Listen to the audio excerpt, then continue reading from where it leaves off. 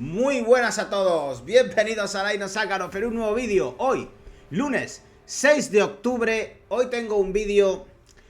Mirad, hoy tengo un vídeo que me ha dado muchísimo asco grabar, ¿vale? Me ha dado bastante asco grabar, ¿vale? Me han dado ganas de vomitar, ¿vale? Y es un vídeo que creo que os va a venir muy bien. Es decir, es tema militar, pero no exactamente militar, ¿vale? Y creo que os va a venir muy bien porque os va a ayudar a entender muchas cosas, ¿vale? Que probablemente cuando hablamos en los vídeos o luego en los comentarios sale muchas veces de manera de pasada, ¿no? Muchas veces hablamos aquí de forma muy grandilocuente, ¿no? Que si un portaaviones nuclear, que si un submarino nuclear, qué tal, que no sé qué, que no sé cuánto, ¿no? Y claro, cuando yo hago un análisis sobre cada uno de esos sistemas y se ve de verdad que el precio de esos sistemas no es tan alto como nos quieren hacer ver, una pregunta que seguramente te estés haciendo tú, quienes que me estás viendo ahora detrás de la pantalla, es, bueno, ¿y si es tan barato, Laino, o tan fácil de hacer,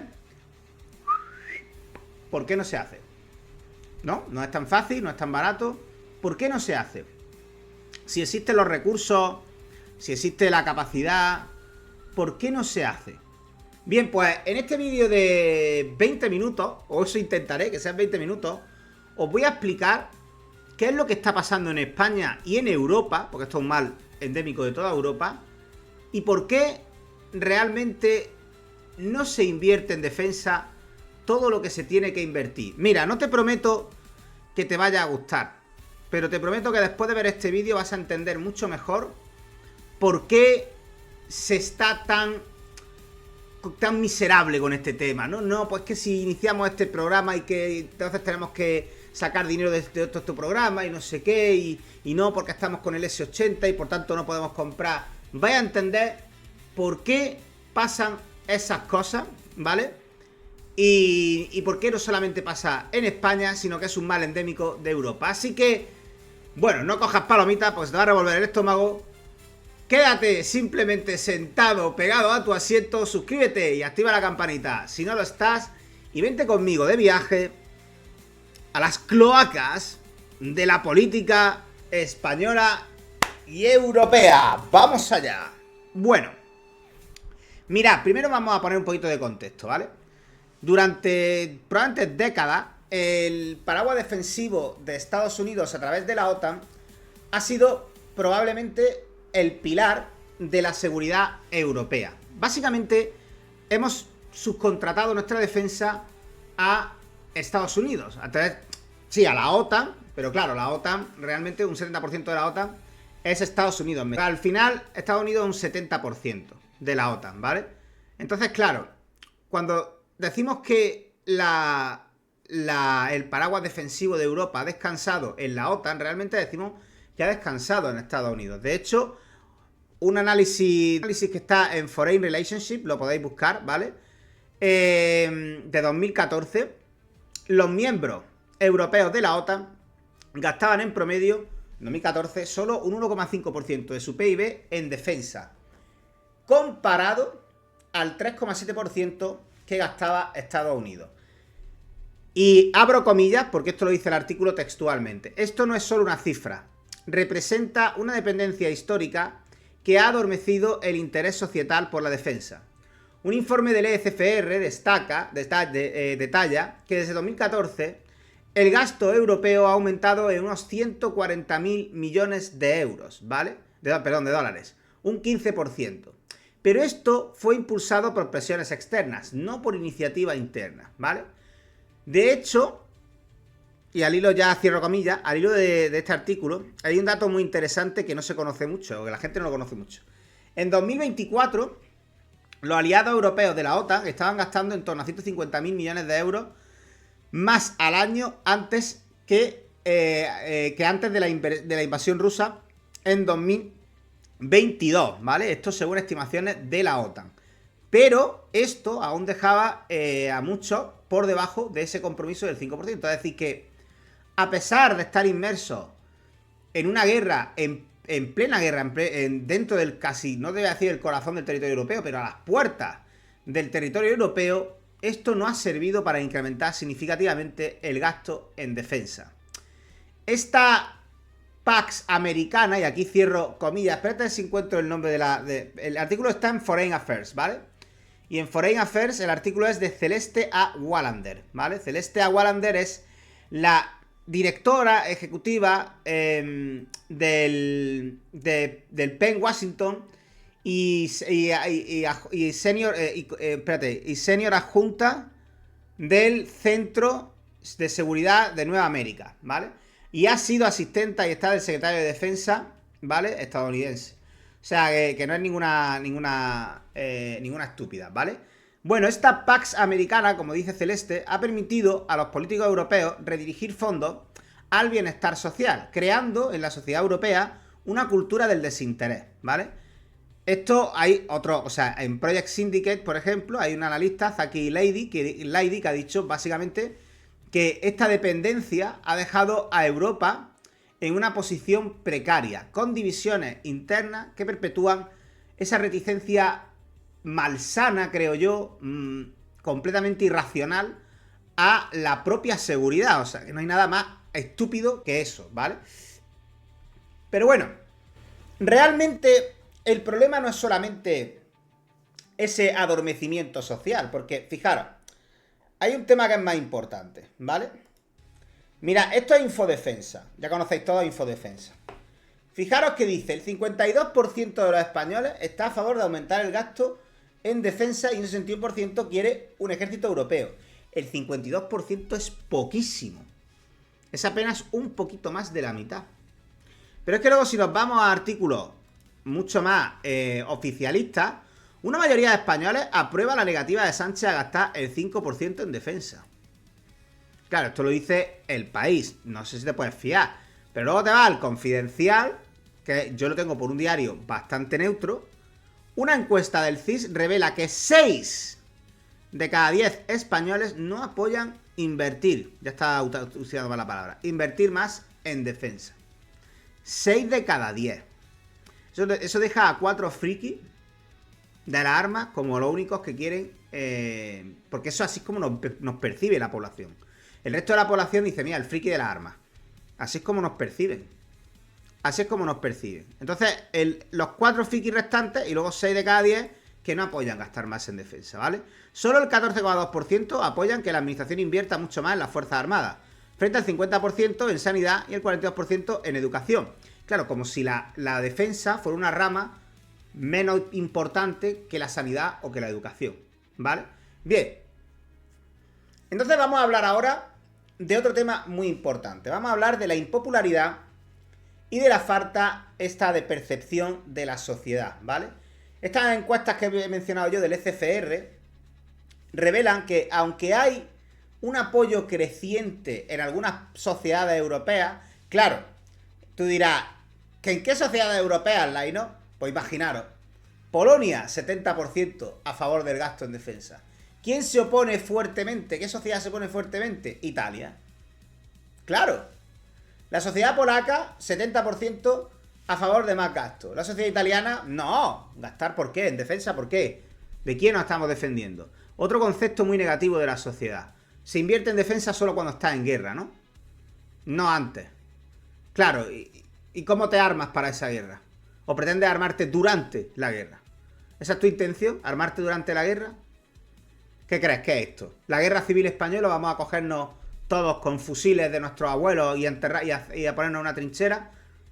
¿Eres tonto o tus padres son hermanos? Eso no se puede hacer así. La inversión en defensa se tiene que hacer con tiempo, para adquirir sistemas suficientes para disuadir a cualquier enemigo. Eso es como se tiene que hacer, ¿vale? No cuando ya estás en guerra. Cuando ya estás en guerra ya has fracasado. Porque esa es otra. Digamos que el leitmotiv de cualquier ejército tiene que ser evitar llegar a la guerra.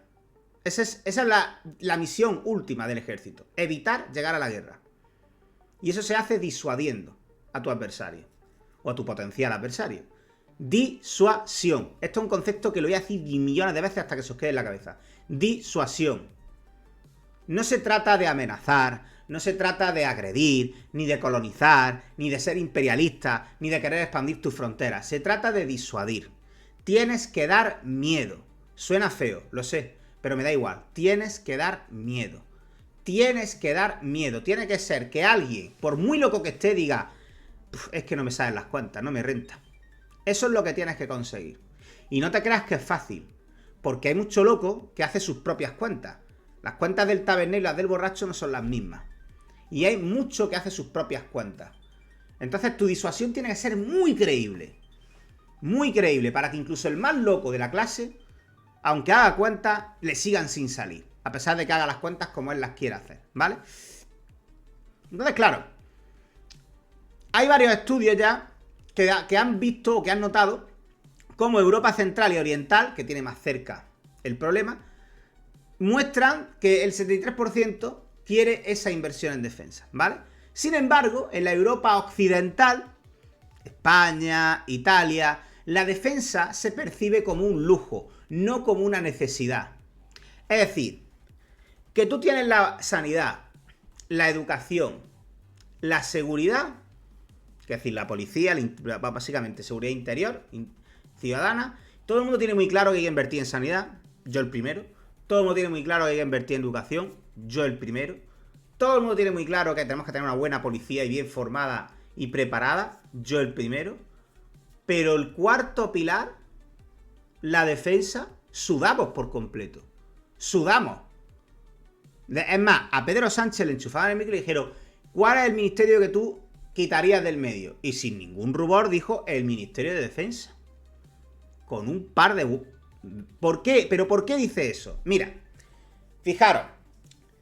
Es verdad que, aunque las encuestas que hace la OTAN, que hace muchas encuestas, por ejemplo, hay un dato que no se conoce mucho, es que la OTAN hizo una encuesta en 2022 y dijo la OTAN, el 74% de los ciudadanos de la OTAN apoyan mantener o aumentar el gasto en defensa, pero no dijo cuál fue el resultado en países como Francia o Alemania, donde ese apoyo cae drásticamente en cuanto se menciona lo más mínimo a, oye, a lo mejor hay que gastar un poco menos en salud o educación. En definitiva, la sociedad europea ha sido moldeada por décadas de Pax Americana, iba a decir Pax Romana, Pax Americana posguerra fría. No percibe la defensa como un pilar esencial al nivel de la sanidad, de la educación o de la seguridad interior. Sin embargo, muchos expertos argumentan que el gasto militar, de hecho, o sea, no solamente consideran que no es esencial, sino que incluso creen, como apuntan expertos en Brookings, creen que la sanidad, la educación y todo lo demás se va a ver comprometido si se aumenta la inversión en defensa. O sea, se crea como una especie de paradoja, ¿no? Es decir, por un lado, tienes que hay una necesidad real de incrementar el gasto en defensa, la inversión en defensa, pero por otro lado, oye, necesitamos reducir deuda también. Claro, y esas dos cosas chocan y se produce una paradoja social increíble, ¿no? Entonces, claro, ¿por qué la sociedad ha hecho, aparte de por este motivo de esta Pax Americana que ha habido en los últimos años, sobre todo después de la Guerra Fría, ¿por qué la sociedad, aparte de por eso, también percibe como negativo la inversión en defensa? Mirad, y aquí entra en juego lo que os va a dar más asco del vídeo, ¿vale? Los partidos políticos son sistemas que funcionan como si fueran empresas. Tenéis que pensar en un partido político como en una empresa, ¿vale? ¿Cuál es el objetivo último de una empresa? Generar beneficios en forma de dinero para, bueno, pues para poder repartir entre sus accionistas, para poder pagar los salarios, para desarrollar su actividad, en definitiva, para subsistir. Una empresa que da pérdidas constantemente acaba en quiebra, ¿verdad? Una empresa necesita generar dinero más del que gasta para mantenerse viva. Y el objetivo último de una empresa es sobrevivir. Bien, pues un partido político es lo mismo. Solo que en lugar del dinero, el capital que un partido político maneja, lo que marca su supervivencia y lo que marca su relevancia no es el dinero que maneja, sino los resultados electorales. Un partido político mide su importancia y su tamaño y su influencia en base a los resultados electorales, tal y como una empresa lo hace con el dinero. De esta forma, una startup tiene menos dinero que Apple. ¿vale? Como tiene menos dinero que Apple, pues tiene menos fuerza negociadora que Apple en cualquier ámbito. Con los partidos políticos pasa algo parecido. Un partido político que gana elecciones en muchas circunscripciones territoriales tiene más peso, más fuerza y más entidad que un partido político pequeño. Y ese peso, esa fuerza y esa entidad le permite tener acceso a más recursos y a más posibilidades que cualquier partido pequeño, lo que le da más visibilidad a su vez, y es la pescadilla que se muerde la cola. Más visibilidad, por tanto, más publicidad y marketing, por tanto, más voto. Bien, ¿qué ocurre? Como la sociedad europea y española se ha adaptado a un gran periodo de paz, donde realmente lo que percibía la sociedad es, vale, ya estamos gastando de nuestros impuestos X dinero en la defensa, el 1%, el 1,5%, ¿y a dónde se va eso? O sea, es como una falta absoluta de, una mezcla de ignorancia totalmente autoimpuesta, es decir, no sé ni quiero saber sobre los temas de defensa. Claro, no sé nada, no sé a dónde se va el dinero, para qué se usa, no estamos en guerra con nadie, por tanto ese dinero sienten que se tira a la basura, ¿verdad? Porque claro, para empezar piensan que es un gasto, no que sea una inversión, por tanto no están considerando aquí nada de retorno industrial, puesto de trabajo, nada. Eso solamente lo considera la gente que ha vivido del sector. Pero claro, esos no son muchos, son unos pocos, pero no son muchos. El resto es gasto. Y gasto además que no tiene sentido para ellos, porque no estamos en guerra. El Ministerio de Defensa, ¿para qué está? Para la guerra, ¿no? ¿Estamos en guerra? No, pues para que quiera un Ministerio de Defensa. Esa es la mentalidad. Esa es la construcción argumentaria que hacen. Así piensan. Claro, y ahora trasládalo esto a lo que te he explicado sobre el capital de los partidos políticos en forma de resultados electorales. El ejemplo del portaaviones. Si mañana dice Pedro Sánchez, bueno, Pedro Sánchez es un cadáver político, da igual, irrelevante. Feijóo. Si mañana dice Feijóo, imagínate en 2027, que va a hacer un portaaviones que va a costar 13.000 millones de euros, en el mismo instante en el que lo anuncia, la primera declaración que se va a escuchar de boca del que sea en ese momento su rival en el PSOE o cualquier otro partido va a ser: con esos 13.000 millones de euros se podrían haber hecho no sé cuántos hospitales para curar el cáncer en los niños. Si yo te digo a ti, elige entre un portaaviones y un hospital para curar a niños con cáncer, ¿tú qué escoges?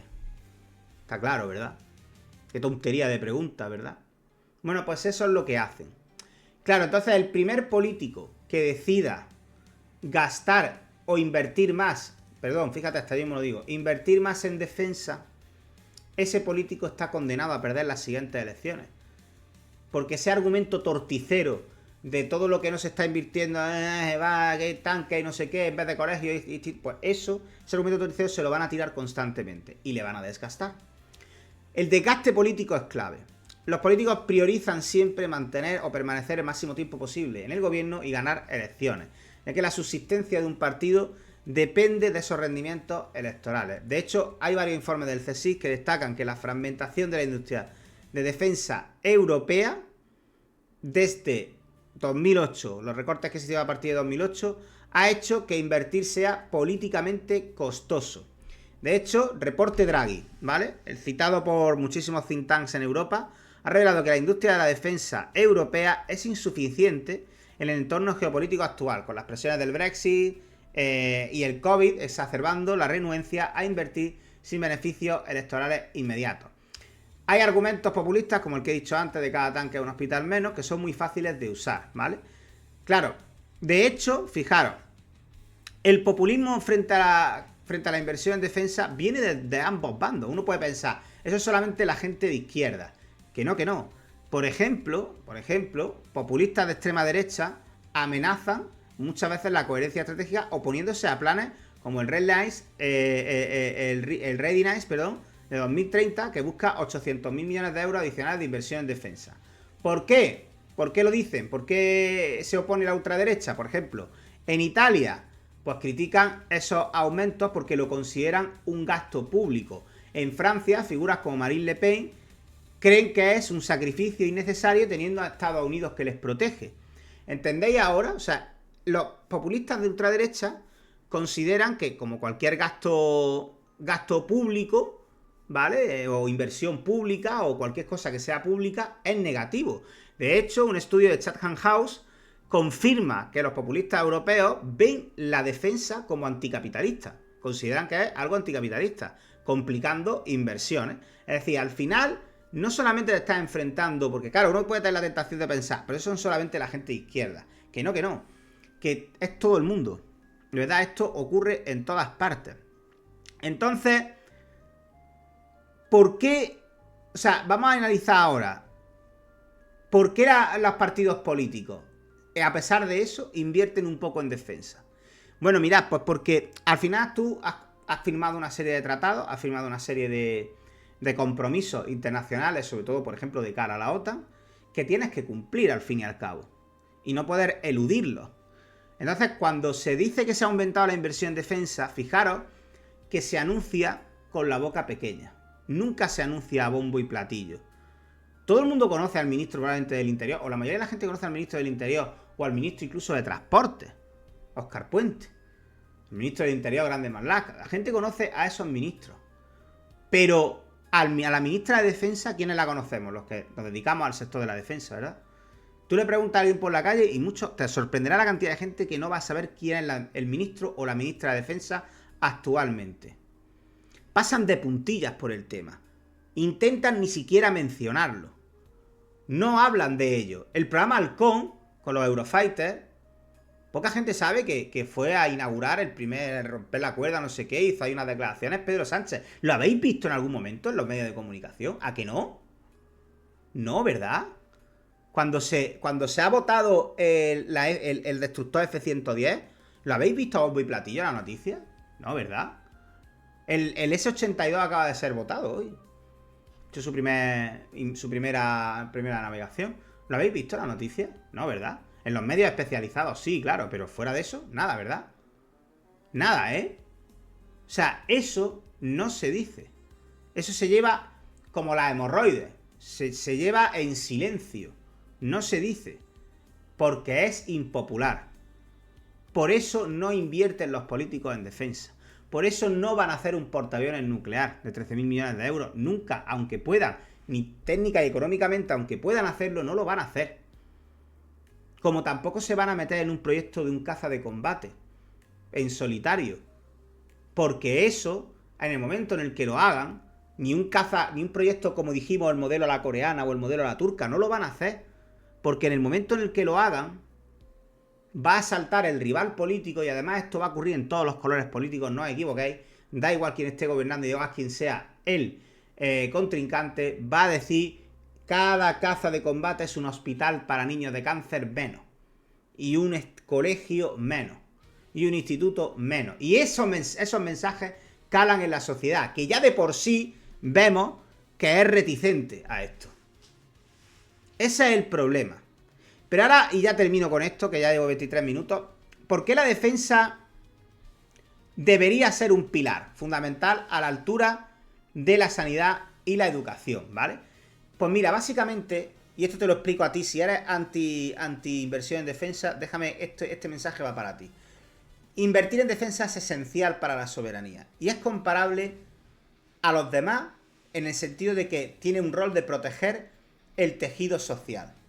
Hay varios estudios, por ejemplo, en Taylor and Francis, sobre el G7, sobre las naciones del G7, muestran que el gasto en defensa acaba impactando en el bienestar social, incluyendo salud y educación. Pero a menudo se ve como que cada euro que se invierte en el ejército es menos que se invierte en social. Sin embargo, el gasto militar realmente no desplaza o lo hace en una ratio pequeñísima a, por ejemplo, la inversión en educación. Es una ratio 1,0,8. Es decir, por cada euro que tú inviertes en defensa, realmente solamente arrebata 20 céntimos a educación. En otras palabras, yo te quito 20 céntimos de la educación, pero a cambio te voy a garantizar que nunca jamás pueda ocurrir un evento ajeno a nosotros que pueda acabar con nuestro sistema educativo, tal y como lo conocemos. Eso te lo garantizo. ¿Y eso cómo te lo garantizo? Con la defensa. Porque, y hay una cosa que hoy lo hemos visto sobre todo con el tema de la flotilla, ¿verdad? ¿Cuánta gente, como de Podemos incluso, profundamente antimilitarista, se han quejado de que el Furor, un patrullero de altura, no ha defendido, no ha escoltado a la flotilla? No puede escoltar una flotilla porque no tiene armamento para eso. No está diseñado ese buque para eso. No, pues que hubieran enviado un destructor. Pero amigo, tú no decías que la inversión en defensa, ¿no? Movilizar un destructor cuesta dinero. Solamente tener esa patrulla de altura ya cuesta 20.000 euros cada día que esté ahí. Entonces, si no quieres invertir en defensa, o más bien lo que no quieres es... O sea, quieres invertir en lo que a ti te interese. Pues si quieres invertir en lo que a ti te interese, en defender tu idea, aún así necesitas invertir en defensa. Métetelo en la cabeza. Aún así lo necesitas. Aunque sea para defender tu régimen. Lo necesitas.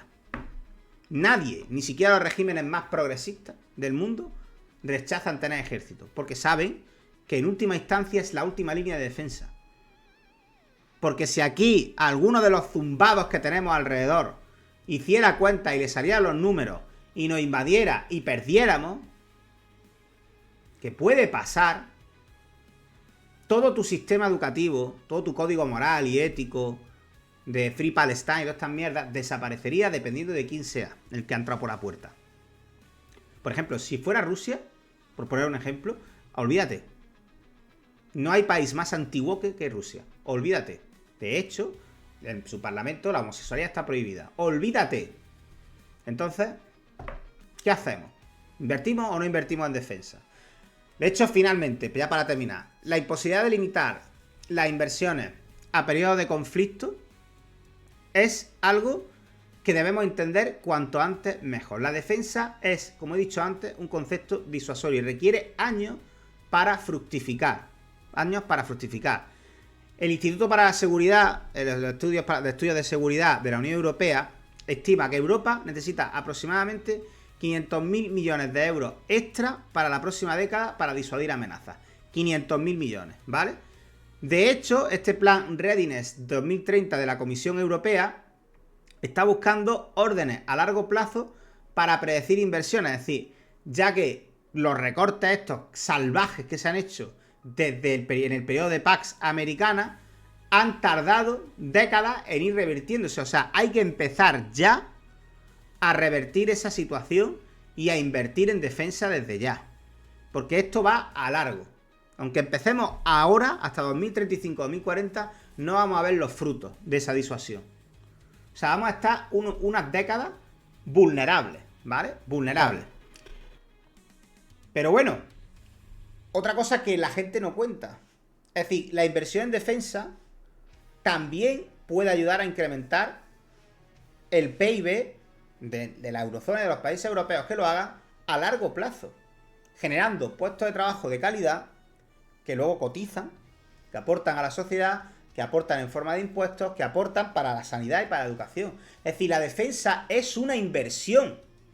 Lo demás es gasto público. La defensa es una inversión pública. Una inversión que tú haces que luego te retorna en forma de puestos de trabajo altamente cualificados, con sueldos altos, crecientes, que te permiten que la gente que cobra esos salarios aporte más en forma de impuestos, aporte más en forma de contribución a la seguridad social, aporte más a todo.